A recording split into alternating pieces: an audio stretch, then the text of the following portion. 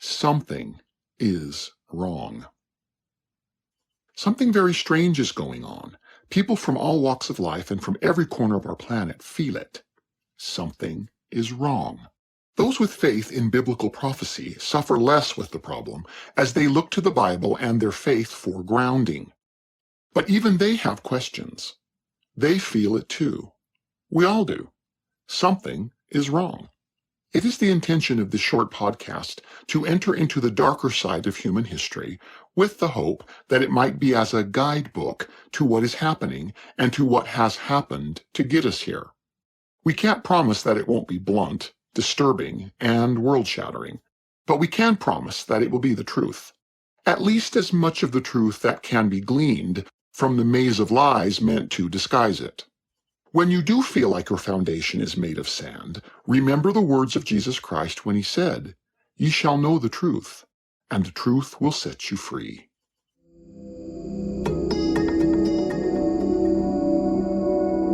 It's one small step for man. We are, as a people, opposed to secret societies, to secret oaths, and to secret machines.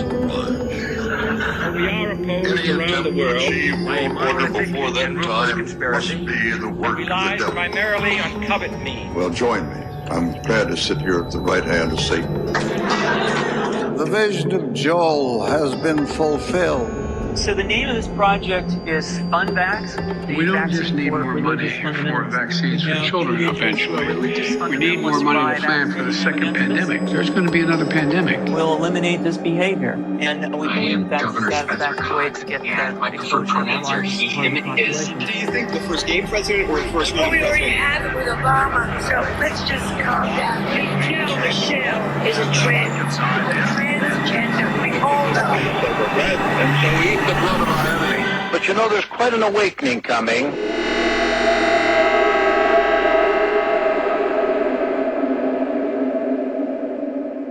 The greatest secret of modernity is that life, all life, was created by God, and that he is opposed in his creation by an archdemon whom we call Lucifer.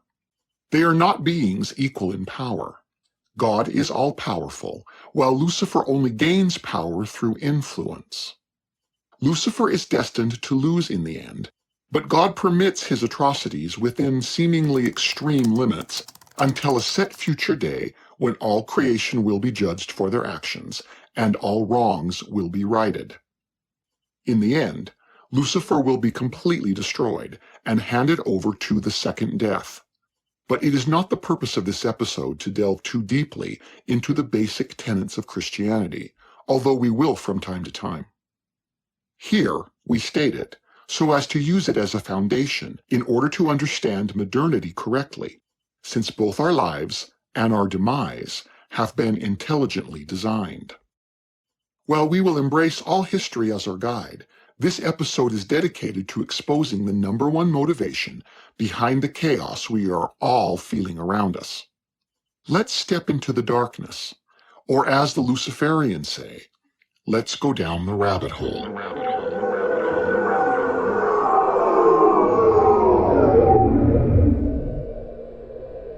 At the close of World War II, while both the Allies and the Axis were dividing up the world with the various Nazi leaders, scientists, and engineers, the wealthiest members of our planet were concerned about what they perceived as being a major shift in human history.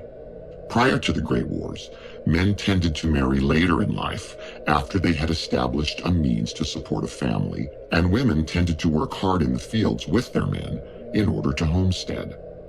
The Great Wars had shifted the realization among many that life was short and fleeting. Young people reasoned that if they didn't marry early, they might never get the chance, as so many were killed in the Great Wars. The industrial nature of modernity also allowed women to either work the factories or stay home and be homemakers. Crackerjack houses, modern conveniences, strongly based gender roles, the concept of the American dream, and commercialism introduced to the world the baby boom generation.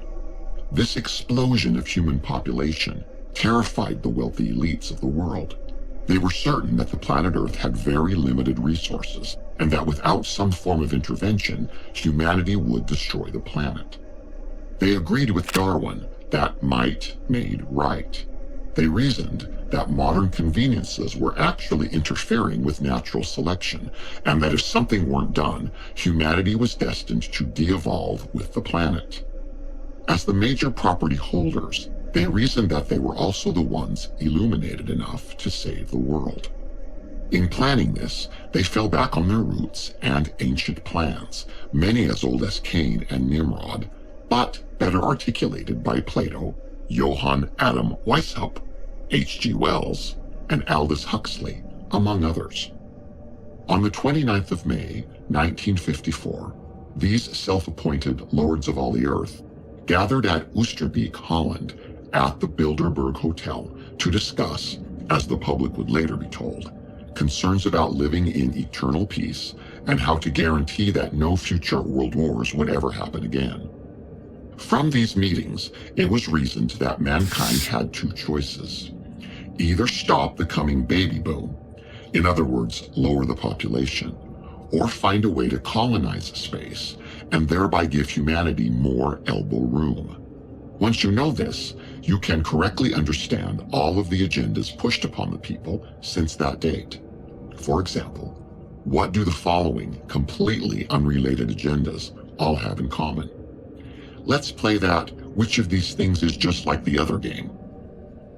Roe versus Wade, the ozone layer, the mark of Gideon, worldwide pandemics, recycling, forced supplementation and medical injections, eugenics, wilderness zones, transgenderism, the Ministry of Truth, zero population, tranny-genderism, monosodium glutamate, carbon tax and carbon credits, homosexual marriage, global food shortages, China's one-child policy, militant Zionism, sustainability, mass sterilization, eminent domain, mRNA, ethnic cleansing, the food guide pyramid, socialized medicine, the Baphomet, Earth Day, and becoming a law unto one's self.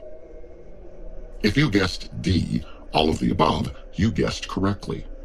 Does it sound a bit like the same thing over and over again? Well, bingo. That's because it is. It's 66 ways of pushing the same agenda. The belief that the world is overly crowded with limited resources and filled with too much people. It is the same sermon with different terms from so-called various experts, all claiming that the same solution is the only answer. Lower the population. Before we finish this song. While that agenda was being pushed, the idea that space could be colonized was also pushed upon us. The same science that was improving our lives in modernity and coming to the conclusion that the Earth was going to eventually run out of resources and be overpopulated could also give us the answer by taking us into space. What do these things have in common?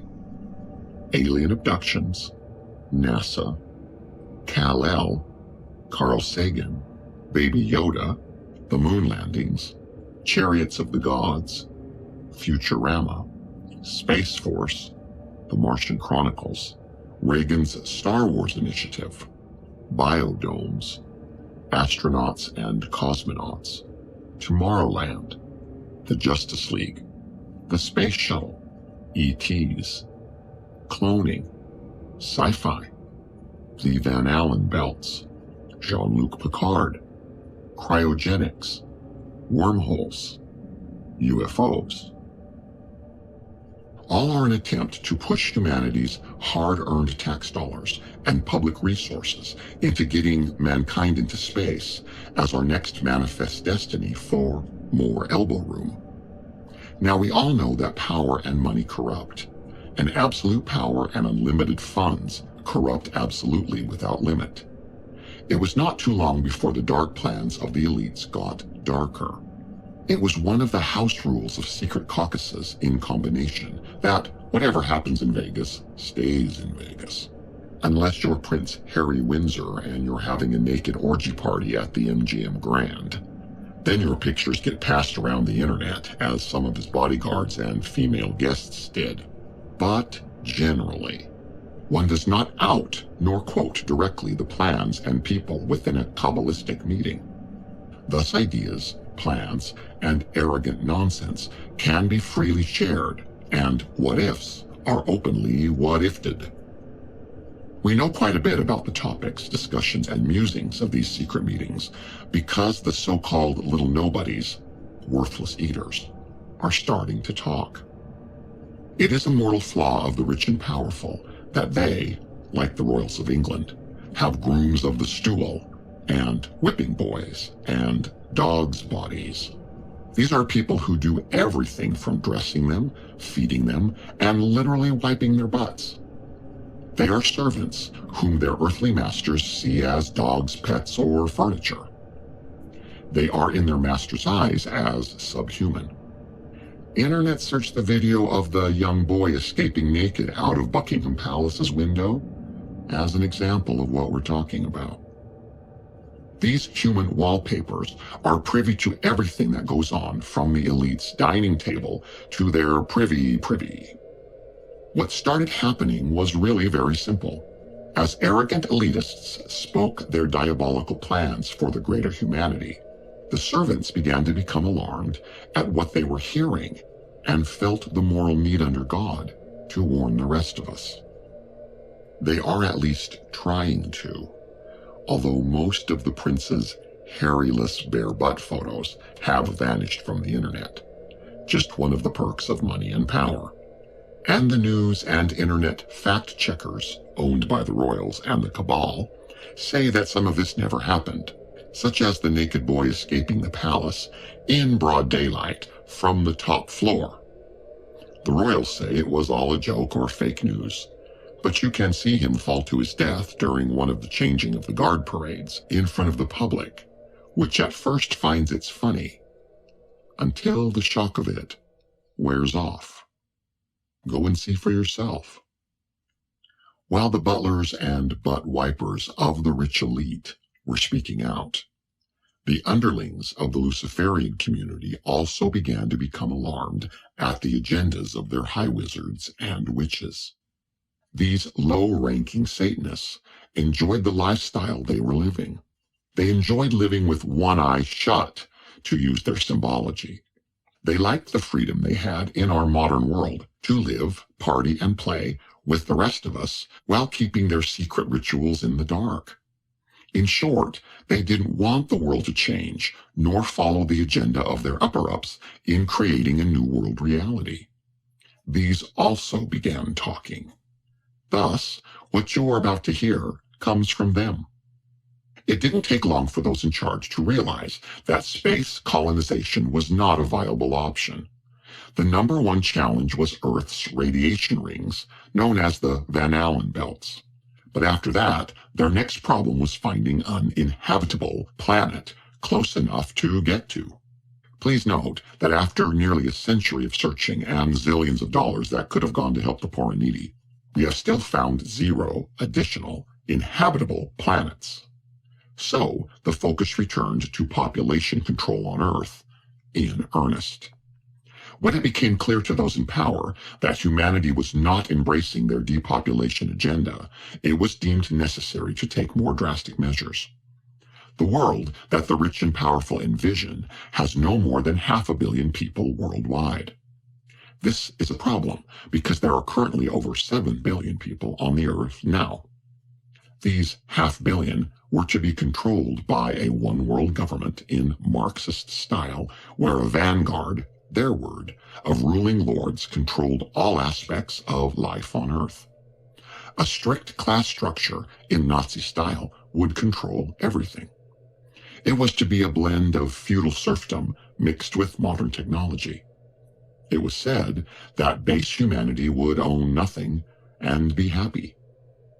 Of course, this would be because the rich and powerful would own everything, but that doesn't mean the rest of us would be happy. We would just have to take their word for that. Depopulation now is their prime agenda. The good news is that they are going to run out of time, and that while many have, are, and will yet suffer due to their agendas, many in the world are starting to wake up and ask questions. So who are these people, and why are they doing this?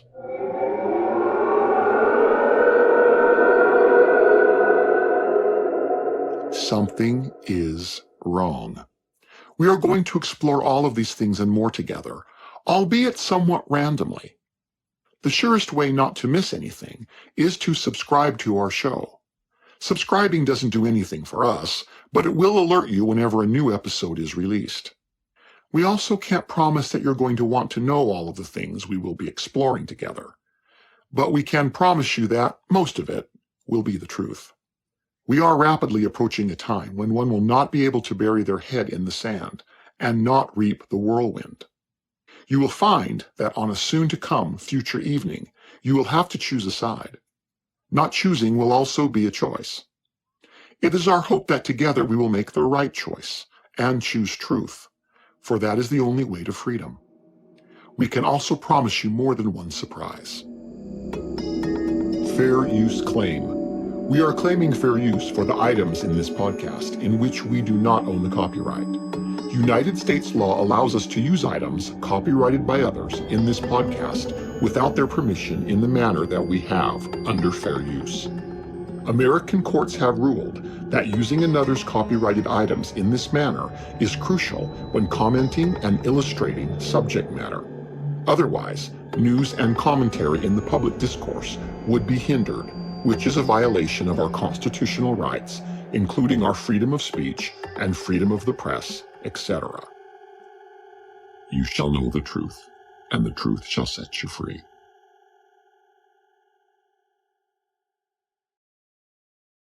You are now listening to the Masters Mahan podcast.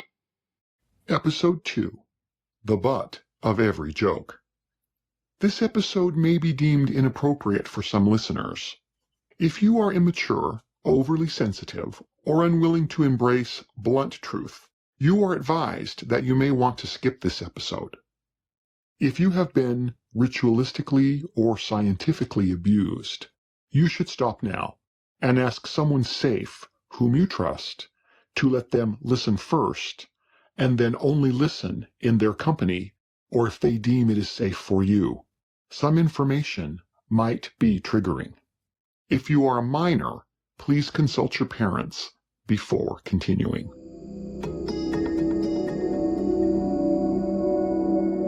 One small step for man, We are, as a people, opposed to secret society, to secret oaths, and to secret machines. And we are opposed around the world by a monolithic and ruthless conspiracy that relies primarily on covet means. Well, join me. I'm glad to sit here at the right hand of Satan. The vision of Joel has been fulfilled. So the name of this project is Unvax. We don't just need more money for vaccines for children eventually. We need more money to plan for the second pandemic. There's going to be another pandemic. We'll eliminate this behavior. And we believe that's the way to get that. My preferred pronouns are he, him, his. Do you think the first gay president or the first Well, woman we already president? have it with Obama, so let's just calm down. Michelle is a transgender. We all know. and so we eat the blood of our enemies. But you know, there's quite an awakening coming.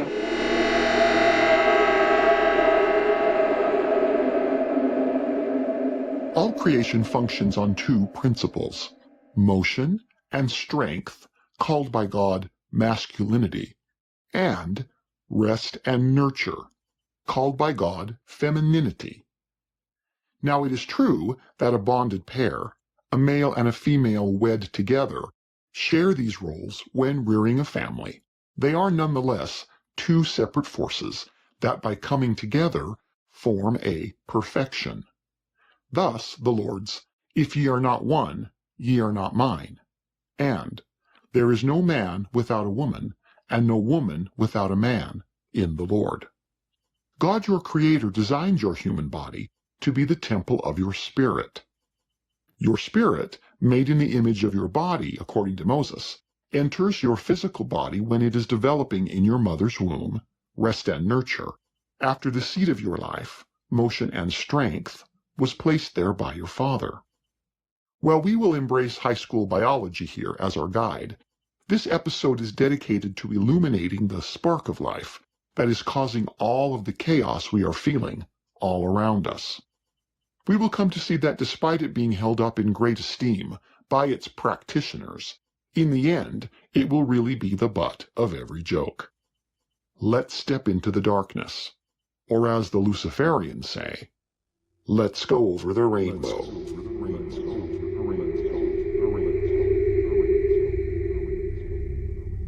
The cabals and covens of the Luciferians, like most belief systems, function in hierarchies. While there are various names, basically men function as wizards, while women function as witches.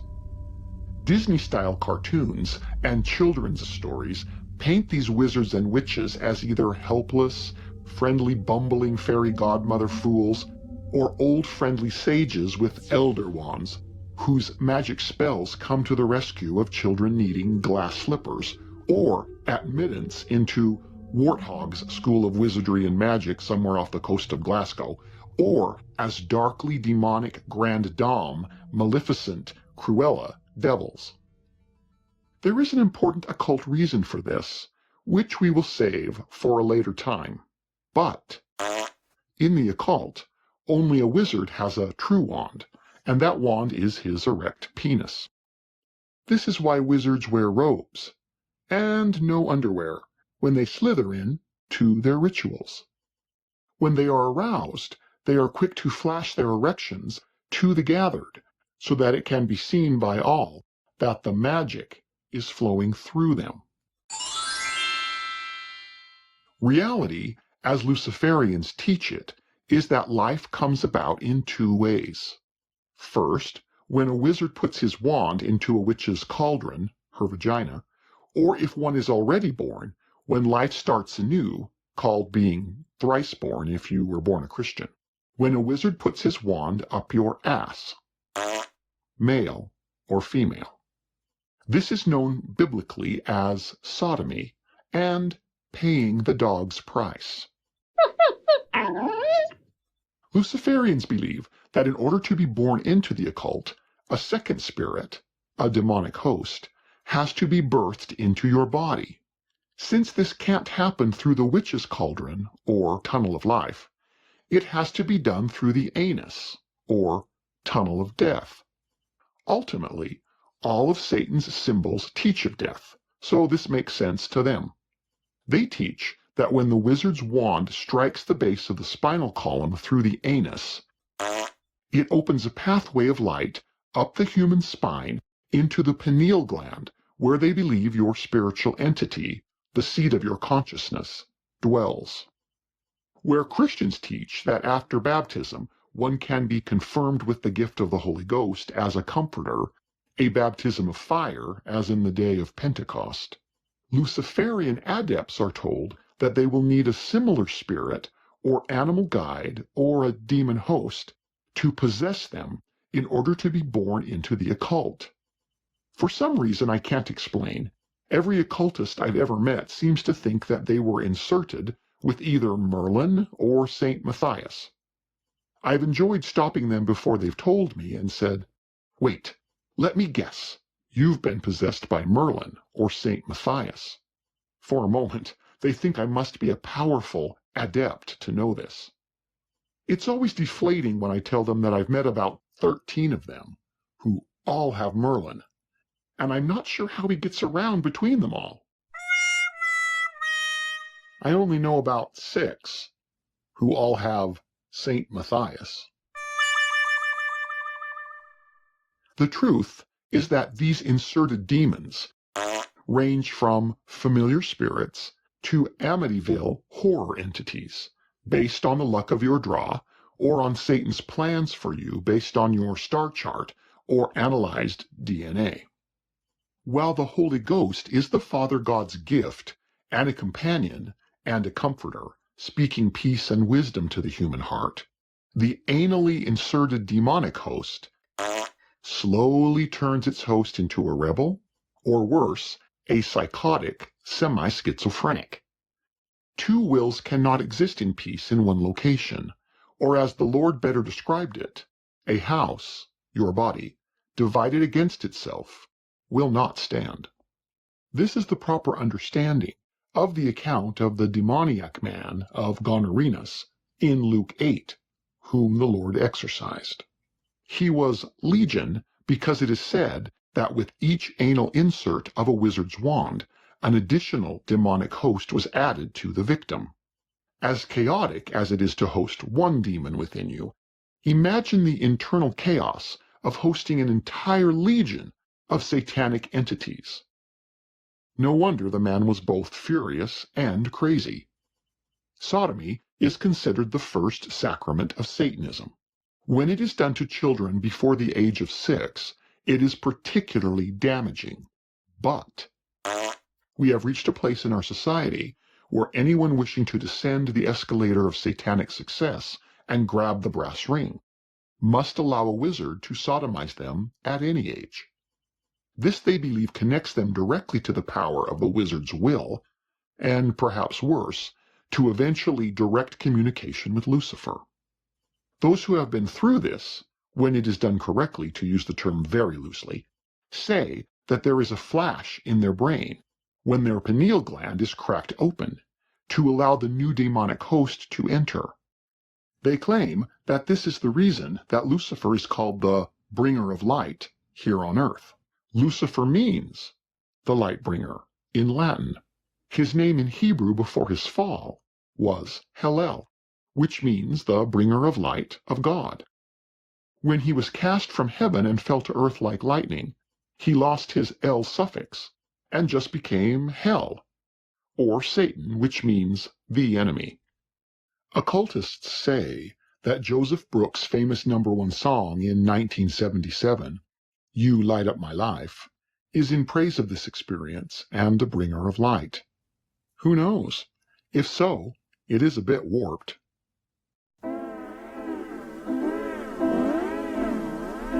So many nights I'd sit by my window. It can't be wrong when it feels so right. 'Cause you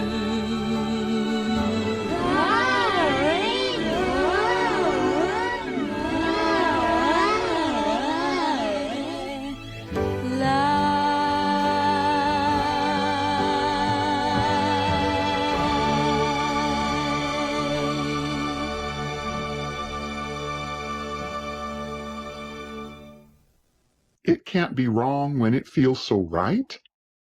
By an open window in the middle of the night? Where have we heard that goofy logic before? I mean, other than by Lucy Westenra in a Bram Stoker novel. We'll save the water lyrics in this song for later, when we discuss spell casting. The enemy holds up as one of his greatest badges of honor the fact that he was able to bring light or knowledge to our mother Eve when he tricked her into ingesting the forbidden fruit. In this he knowingly murdered her for her own good, the dirty bugger. Thus, subsequent murders in their rituals are seen as acts of good. Oh boy. Oh boy! In a recreation of opening Pandora's box, his followers believe that sodomy is the beginning of the knowledge of good versus evil within any child of God so sodomized. Thus, Lucifer is Prometheus in his mind, the poor misunderstood demigod who only wanted to help the education of humanity by giving them fire or the inner light, but also the fire of anal pain. Many a young actor, singer, professional athlete, soldier, jihadist, altar boy, or CEO discovers this one day when they are just about to rise into stardom, break in, get a promotion or an increase in rank, or crack the glass ceiling. Ever wonder why some potentially very talented young newcomers burst onto the scene and then disappear? Ever wonder why some morons are continually placed in CEO positions over various companies, even though they ran their previous 27 companies into the ground? Ever wonder why some actors are continually given A-list films, costing hundreds of millions of dollars, even though their box office takes continue to flop? Ever wonder why some singers release amazing songs with some of the dumbest or oddball lyrics shoved in? Ever wonder why so many child stars flip out and go psychotic as they get older? Stop wondering. Now you know the answer. Roseanne Barr tried to tell us. All of these were given a taste of the high life, and once addicted, were told rather bluntly, now we own you, and you will do as we say when we say it, or go back to mediocrity. Many put on the golden handcuffs and enter the gilded cage. Those who do agree find themselves like Pinocchio, trapped with their Stromboli in a pseudo-puppet show of hell, like a famous caged attraction. Trapped but well fed, a sex kitten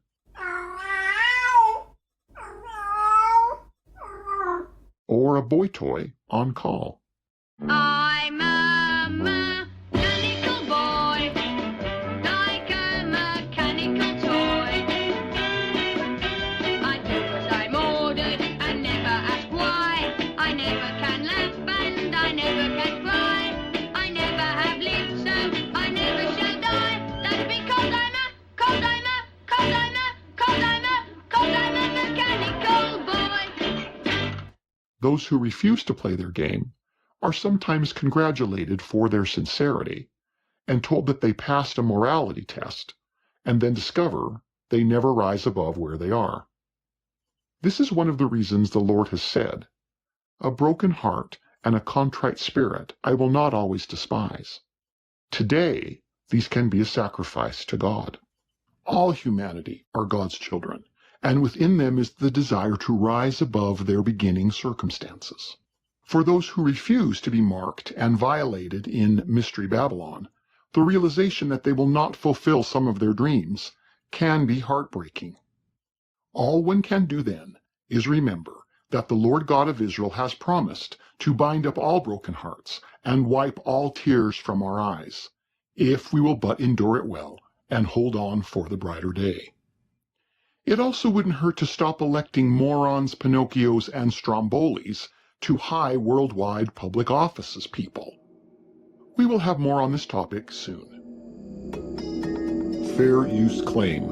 We are claiming fair use for the items in this podcast in which we do not own the copyright. United States law allows us to use items copyrighted by others in this podcast without their permission in the manner that we have under fair use. American courts have ruled that using another's copyrighted items in this manner is crucial when commenting and illustrating subject matter.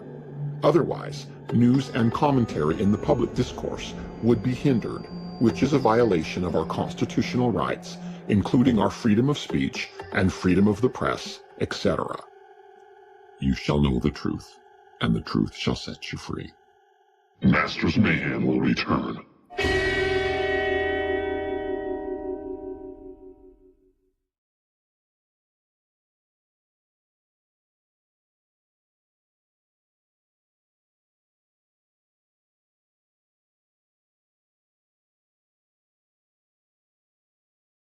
You are now listening to the Masters Mahan podcast. Episode 3. Sexual Innuendos. If you have been ritualistically or scientifically abused, you should stop now and ask someone safe whom you trust to let them listen first, and then only listen in their company or if they deem it is safe for you. Some information might be triggering. If you are a minor, please consult your parents before continuing. This episode builds on the previous one. If you have not yet listened to it, you should. If you are more of a free-thinking rebel and don't care about following our bossy instructions, then don't. We respect that. It's good to be free, at least while it lasts. What is it at stake is more than one small country. It is a big idea, a new world order. Now, this is where I was born. I was born in Kenya. Unless we take the action necessary and we build in a greener, more sustainable and more inclusive way, then we will end up having more and more pandemics and disasters from ever-accelerating global warming and climate change. Wise leaders always put the good of their own country first. The future does not belong to globalists. The future belongs to patriots. We will never let radical socialists destroy our economy, wreck our country. Here in Israel, they're making this green passport where the population cannot get into theaters or malls or all sorts of things. They're creating a medical apartheid. There would be an enormous economic collapse prior to the revealing. The stock market would destabilize. It would make the Great Depression look like Sunday school.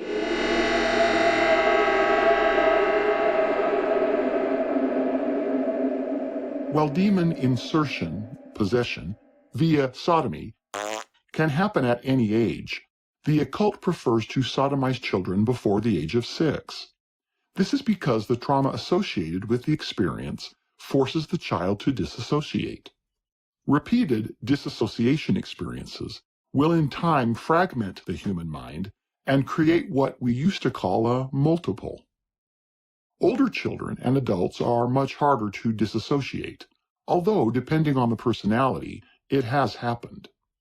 Humans who have been fragmented are easily manipulatable because their brains fragment their memories and experiences in tightly guarded compartments, so no one part of the brain has access to the whole memory. Thus, a pedophile might abuse a disassociated child repeatedly, but the entire child memory will not remember it. It is impossible for a child to finger his or her abuser if he or she doesn't remember who did it.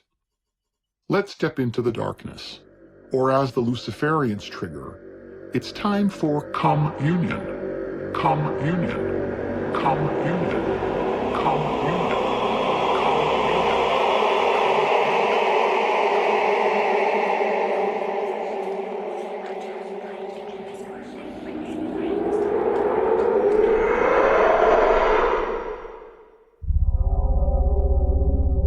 The ancients say that the first to engage in pedophilia was Cain, the same who killed his brother Abel and gained the title Master Mahan, meaning the master of satanic secrets.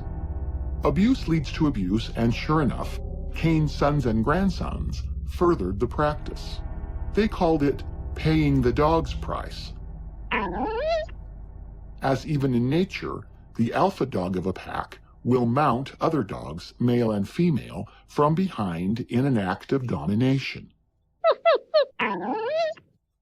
They see it as embracing humanity's fall from spiritual beings of light to beasts of burden under God's curse. After the flood, Canaan and Nimrod continued the practice, which is one of the reasons Noah cursed them as recorded in Genesis. Ironically, by today's standards, the rainbow in the sky was understood by our ancestors to be the Lord's weapon, as in his bow and arrow, which he set down for a time after the universal flood. Adam and his son Seth had been told that there would be 2 universal global destructions before the day of God's judgment, one by water and one by fire. The one by fire would be seen in a future year when the rainbow was gone from the sky, or in other words, the Lord was back to declaring war globally on satanic wickedness. With the placing of the rainbow, the Lord gave 7 commandments to Noah and his children, each one corresponding to a color in the rainbow. Noah's 4th commandment was, no sexual misconduct, including adultery and homosexuality, or the color green. It's not easy being green.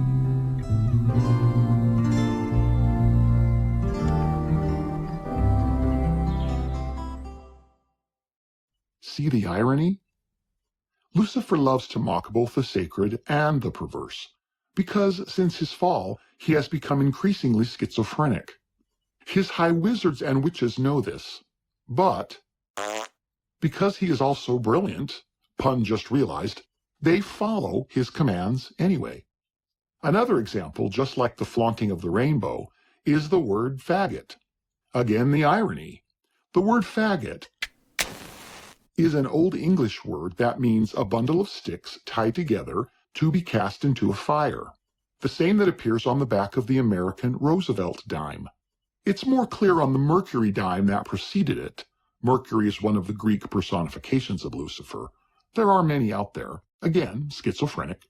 The new reverse of FDR's dime lit the faggot aflame. If you're not using just debit cards, go find a dime and see for yourself.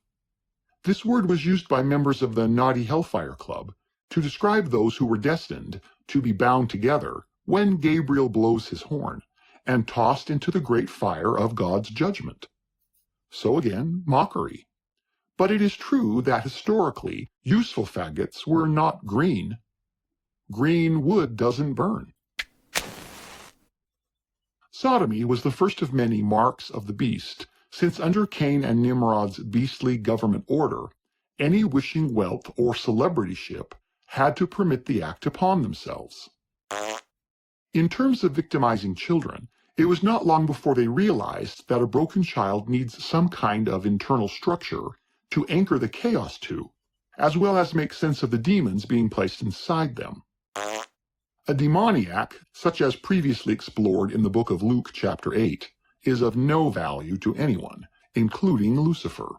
You can't build a physical kingdom if all you have is raging, crazy, naked lunatics roaming the hills like hairy Sasquatches or lusty satyrs.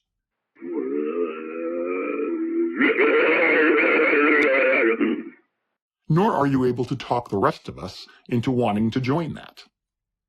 Fracturing a child's brain allowed for compartments where each could have their space and place of retreat when needed, as well as the means to hide rage, sadness, pain, and other dark experiences so that they could be accessed later by the wizard or witch on demand.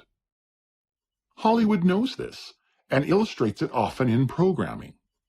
Two of the most precise illustrations of this are the old TV shows Herman's Head and the more modern cartoon Inside Out. These types of television and movie programming serves to reinforce the child victim's internal reality, making them believe that their inner world is normal. For all children, but particularly worse for boys, is the hidden rage at the traumatic injustice they were put through. This is called both the sodomy rage and the fury of jihad. Some religions acknowledge the act by throwing themselves on the ground, and like a dog sticking the butt up in the air as a sign of the experience and reverence for the butt as a whole for communion.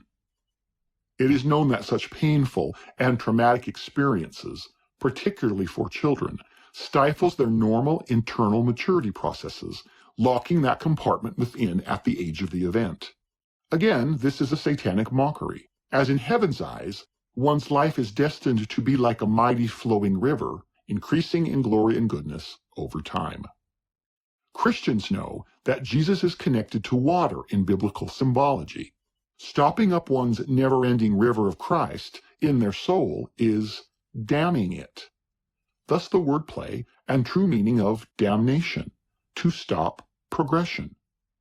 The worst of these is known in the occult as inserting the strong man and the key of David. King David, and more so Solomon, were revered by many Satanists. David because he had the DNA of kings, and Solomon because they believed that his great wisdom eventually gave him power over demons. This is the real reason that the five-pointed Star of Solomon has been used by modern witches. It used to be a holy symbol. Satanists will tell you that it had been Lucifer's plan to sodomize the baby Messiah and thereby defile the Lamb of God and control him. This did not happen. Christians honor his stepfather Joseph for being his protector and witness until the Christ child was able to defend himself. But, knowing Satan's goal, you can now understand the real meaning and actions of Genesis 21:8, when Sarah caught Ishmael mocking her son Isaac. Ancient rabbis whisper that the mockery that Sarah witnessed was Ishmael's attempt at sodomy. They say that this is the reason Hagar and her son were sent away from Isaac. It is a disgusting shame that some adults don't use their strength and nurture to protect the most vulnerable among us, our human children, but instead torture and abuse them with acts of anal pain. Thus, Jared Leto tried to tell us, although a bit warped. Look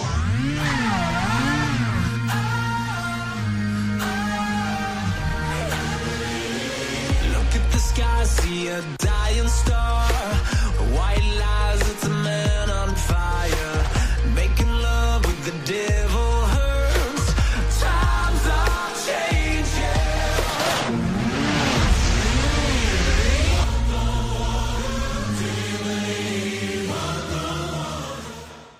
How does one make love with the devil?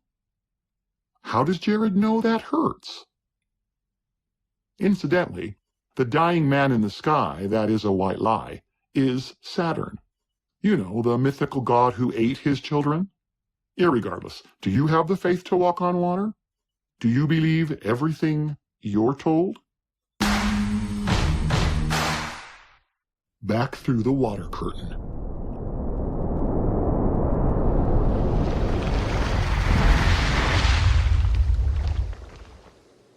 These things are as old as time, and as universal as Greece and China, India and Egypt. So the truth is that times are not changing. We are merely being lied to about that in the hopes that we will return our societies to ancient times, when these things were practiced without eyes wide shut. We will have more on all of this. Fair use claim. We are claiming fair use for the items in this podcast in which we do not own the copyright. United States law allows us to use items copyrighted by others in this podcast without their permission in the manner that we have under fair use. American courts have ruled that using another's copyrighted items in this manner is crucial when commenting and illustrating subject matter. Otherwise, news and commentary in the public discourse would be hindered, which is a violation of our constitutional rights, including our freedom of speech and freedom of the press, etc. You shall know the truth, and the truth shall set you free. The Masters Mahan podcast will continue.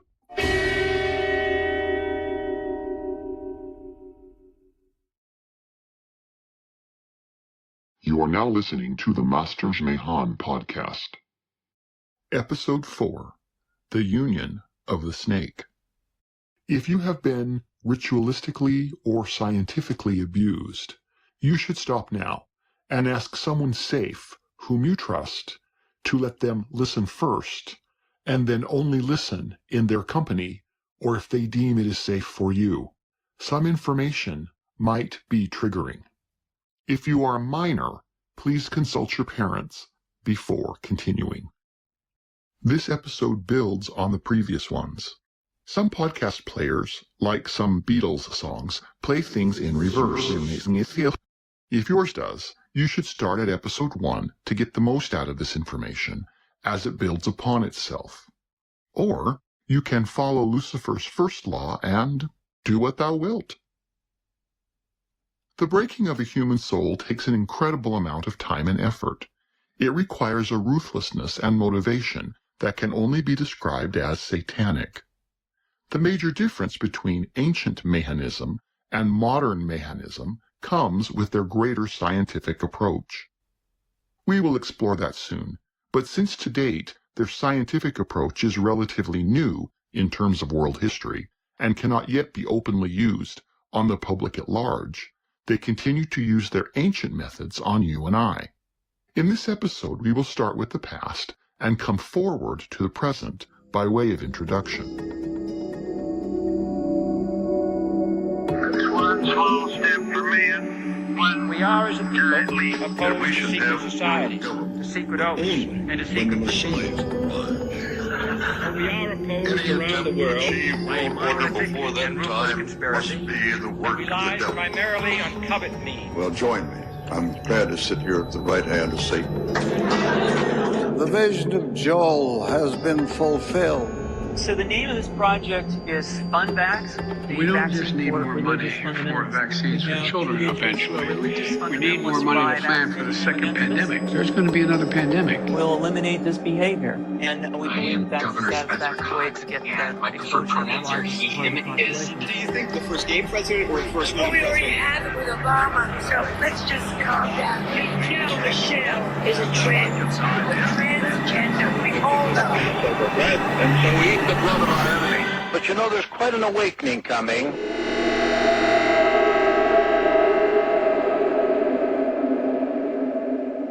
Prior to World War II and Nazi Germany, occult practices invoked spiritual magic, Pavlovian thinking, mesmerism, drugs, and demons to further Lucifer's threats post-Eden.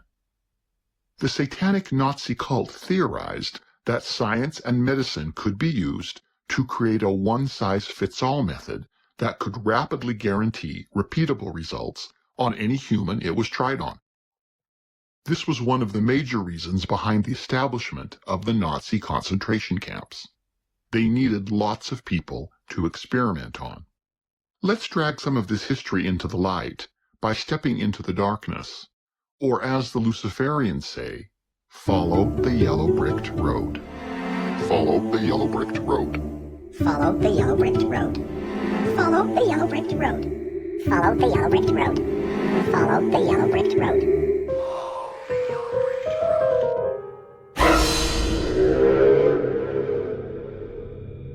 Human mental fragmentation, used to enslave a human mind, is only possible in the end because human beings are naturally designed to disassociate when circumstances beyond their control threaten their survival. Another word for this is trauma, the effect of which on a person, when not able to heal properly, we today call PTSD. We know how terrible this can be on soldiers returning from war. If you can imagine the effect on children who have no adult coping or self-soothing skills, you can begin to understand how the process is used to control the mind, and thus the entire human being. Trauma, as a tool for enslaving humans, is a simple concept. Human beings have the ability to separate their conscious awareness from reality for a period of time, locking a trauma away for later processing in a safer environment. The process works equally well on males and females, but males can be more easily compartmentalized, as male brains are designed to hyperfocus on situations due to their God-given role as providers and protectors. Males are designed to get their jobs done, and then if needed, process the full experience later, usually in the form of an alpha trance. Female brains are brilliantly designed to multitask in a way that men do not do as well.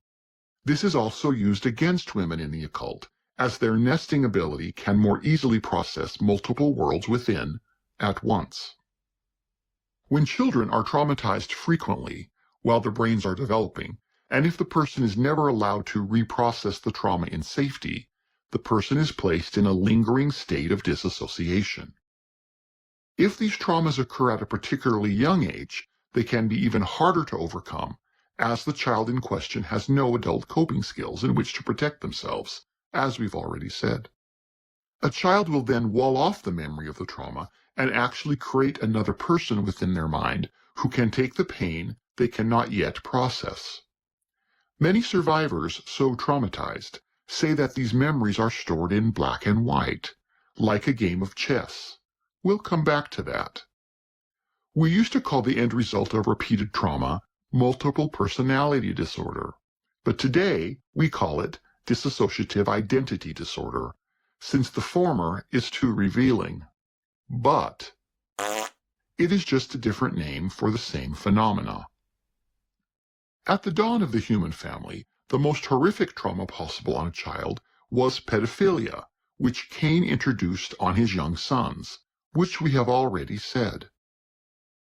Their need to expose older humans to this process brought about the use of pharmakia, sorcery, drugs in the experience. The ancients say that the first sorcery used was opioids.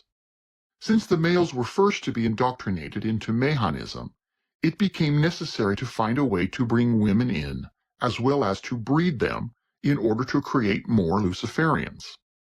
Thus began the Watcher cult, called in Hebrew the Lie of the Nephilim. It was the first use of mythology, or mythos, as we understand it. It worked like this. A young woman was drugged, and in her state of confusion, she was raped in a ritualistic show where she believed that an angel come down from heaven had chosen her as a special vessel to birth a new race of supermen. It was from this that the patriarchs began to warn their children that demons can appear as an angel of light. It was a mockery of the Father's promise that a chosen hero son from Eve, thus from the daughters of men, would be born to us and save us. This morphed in time to the demigods of ancient lore. It was also the start of the Saturn cult, which is still among us today. This is a big topic, so we will have more on this later. As selective breeding continued, humans were selected for their size, strength, and natural abilities. It was not long before giants were bred. The sodomy that was always inflicted on these bred children created the effects we have already spoken about. But the most pertinent effect for our discussion here was the sodomy rage. This is the ancient and correct meaning of Genesis 6. The shocking return of the mythos of the Nephilim today in Christianity is merely an attempt by Luciferians to undermine the glory of God. It is a lie, and it never happened in the way that is being taught. The occult knows the truth, but they don't want you to know it. In the end, the world became so corrupted by Mahanists that God was forced to flood the world to end the Watcher cult, with its sister cults, the Lie of the Nephilim, and the Cult of Saturn. There was a short peace for a time, but post-flood, the Watcher cult was revived by Noah's son, Ham, Ham's son, Canaan, and his grandson, Nimrod. This was repackaged as Mystery Babylon, along with drugs, alterations to the creation story, and mesmerism. It was not long after that Nimrod reintroduced the breeding program in an attempt to recreate giants with the plan to storm the heavens in a mighty tower, known universally in every culture, the same we call the Tower of Babel. Remember this truth and learn it well. Luciferians are crazy. Just as the tower was a moronic idea, and Lucifer knew that, his goal was never to build a tower to heaven. He's not that stupid. But he does delight in giving his chosen, stupid plans to waste their time and injure others. So when you hear crazy conspiracy stories that your intelligence says are not possible, don't fall for the trap. Just because it's stupid doesn't mean that wicked people have not been commanded by their archdemon to try and make it happen. Today is the day that we are to prepare to meet God. If Lucifer can waste our lives in amusement and diabolical stupidity, oh boy, he has actually won, at least our souls. Hear it well. As part of Nimrod's breeding program, in an attempt to recreate giants, he passed a law that prior to the consummation of any marriage in his domain, a husband was required to bring his new wife to him for the first round of impregnation. Failure to do so was punishable by death. Nimrod saw himself as a grade A stud muffin, so it made sense to him anyway. Nimrodian ritual, drugs, and mesmerism made its way, in time, to Egypt and Greece, along with most other nations. This is the reason that all classical mythology connects in ways that caused Joseph Campbell to see one hero with 1,000 faces. Nimrod would later be killed by Esau, the son of Isaac, but his reign of terror set the stage for all of the occult beliefs, rituals, and rites we are suffering under today. Not that much changed in terms of Luciferianism until the modern age. As humanity embraced Westernization, brought on by Socrates, Aristotle, and Plato, but spread nearly worldwide by Alexander the Great, the old gods and their rites didn't resonate with modern minds. Christianity also made a major dent in the worldviews of many. The lie of lusty angels and gods raping drugged women was repackaged as demons and classical mythos and morphed into fairy tales. The Victorian Age, with the Industrial Revolution, meant the need for a new inner mythos in which to ground and control the bred members of the occult. They were very eager to build on the work of Ivan Petrovich Pavlov, who had published his work on how to control thoughts and reflexes in animals. You will remember that Pavlov was able to prove that he could control a dog's physical drool by ringing a bell.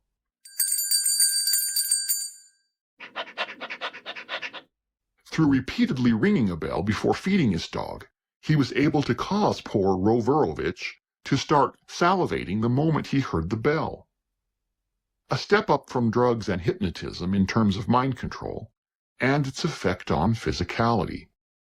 Luciferians reasoned that Pavlovian programming could be used to trigger commands in children, particularly when combined with dissociation and mesmerism.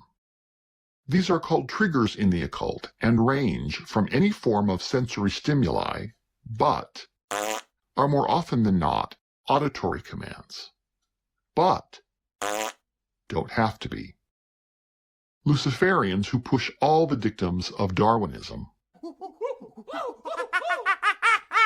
for the masses reasoned that this could work incredibly well on us sheeples, just as it did on Roverovich, Pavlov's mind-controlled dog. It is a form of predictive programming.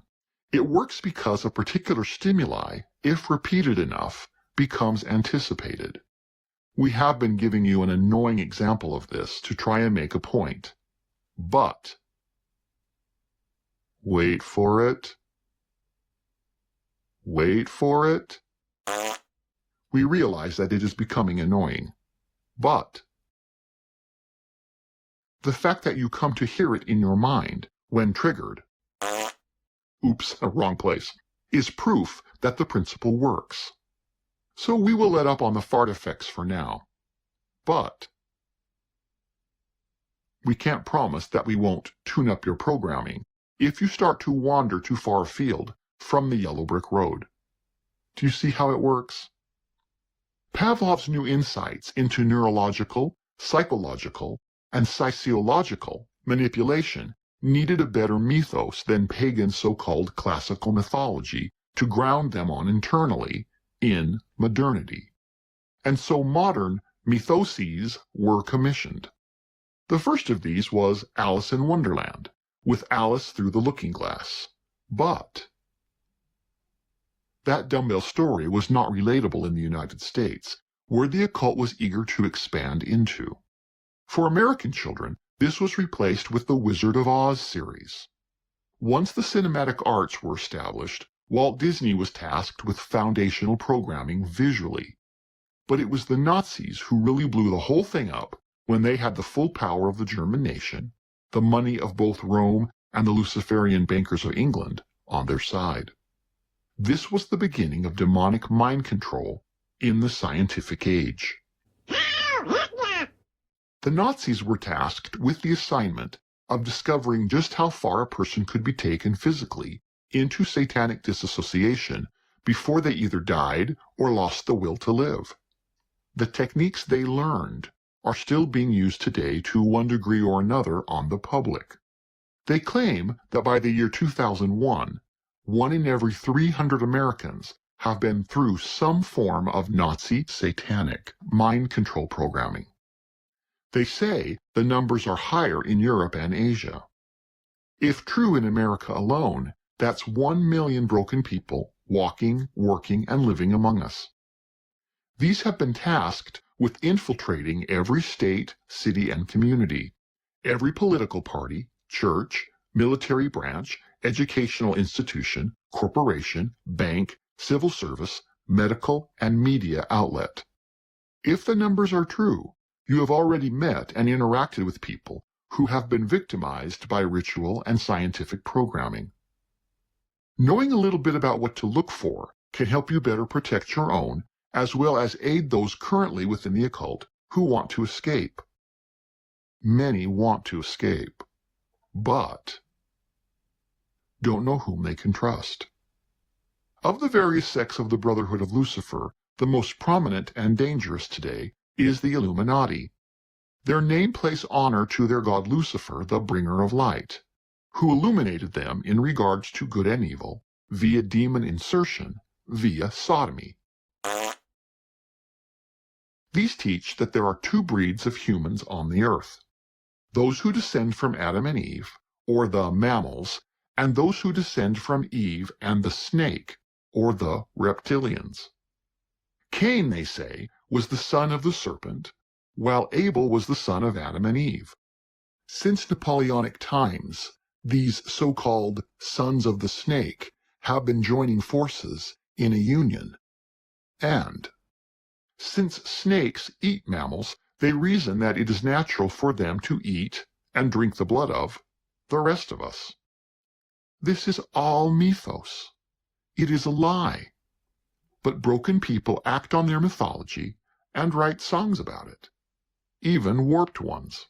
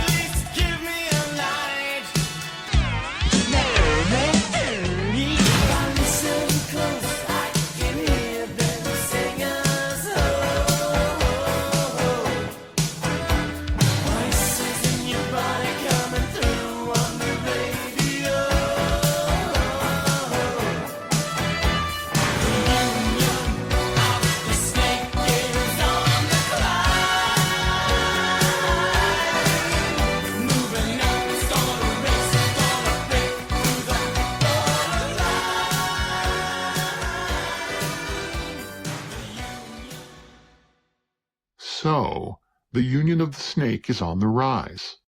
It sure was in the 1980s, when we were first being warned about these things. Go and watch the official music video for this song on the internet, and this time watch the symbolism presented. Note the checkerboard pattern, black and white, the ritualized children, and the snake father, and the locations. If you listen close, you can hear them singers ho-oh-oh. The principles of how this is done to one child are the same principles that are used on a society at large. We will explore this when next we meet. Back through the water curtain.